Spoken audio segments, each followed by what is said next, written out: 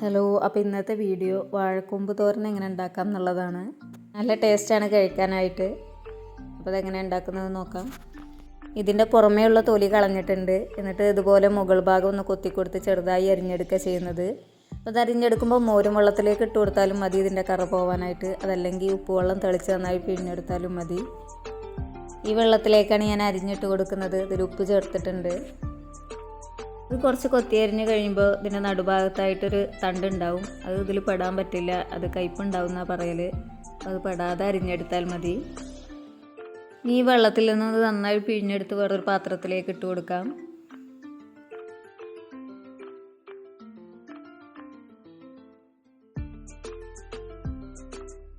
ഉണ്ടാക്കിയെടുക്കാനായിട്ട് ഒരു ചട്ടി സ്റ്റൗവിലേക്ക് വെച്ച് കൊടുത്ത് അതിലേക്ക് കുറച്ച് വെളിച്ചെണ്ണ ഒഴിച്ചു കൊടുക്കുന്നുണ്ട്. എണ്ണ ചൂടായി വരുമ്പോൾ കടുക് ഇട്ട് കൊടുക്കാം. കടുക് പൊട്ടി തുടങ്ങിയിട്ടുണ്ട്. ഇതിലേക്ക് ഇച്ചിരി ഉഴുന്നുപരിപ്പും ഉണക്കമുളകും കറിവേപ്പിലയും കൂടി ചേർത്ത് കൊടുക്കുന്നുണ്ട്.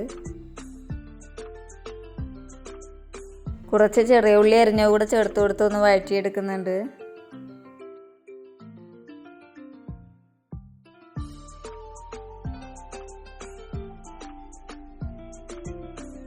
ഇതിൻ്റെ കളറൊന്ന് മാറി വരുമ്പോൾ നമ്മൾ അരിഞ്ഞ് വെച്ചിട്ടുള്ളത് ഇതിലേക്ക് ഇട്ട് കൊടുക്കാം.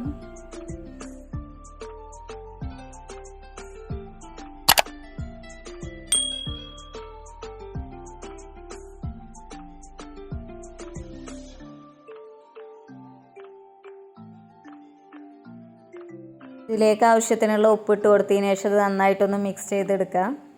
എന്നിട്ട് ഇത് ലോ ഫ്ലെയിമിലിട്ട് ഇത് അടച്ച് വെച്ച് വേവിച്ചെടുക്കാം.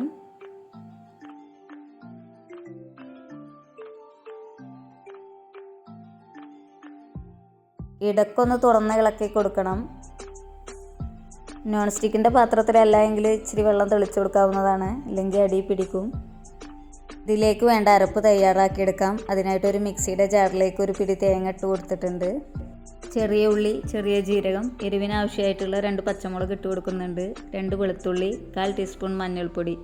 ഇത് വെള്ളമൊന്നും ചേർക്കാതെ ഇതൊന്ന് ഒതുക്കിയെടുക്കണം. അല്ലാതെ അരഞ്ഞു പോവാതെ ഇതുപോലെ ഒന്ന് ഒതുക്കിയെടുക്കുകയാണ് ചെയ്തിട്ടുള്ളത്. ഇനി ഇത് വാഴക്കൂമ്പിലേക്ക് ചേർത്ത് കൊടുത്ത് നന്നായിട്ടൊന്ന് ഇളക്കി കൊടുക്കാം.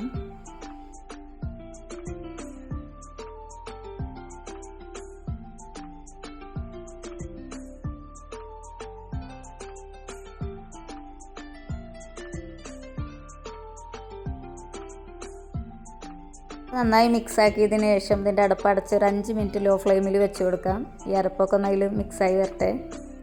അപ്പോൾ നമ്മുടെ വാഴക്കൂമ്പ് തോരൻ ഇവിടെ റെഡി ആയിട്ടുണ്ട്.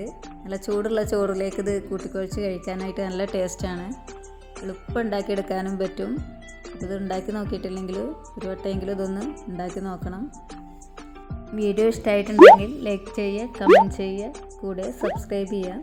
താങ്ക്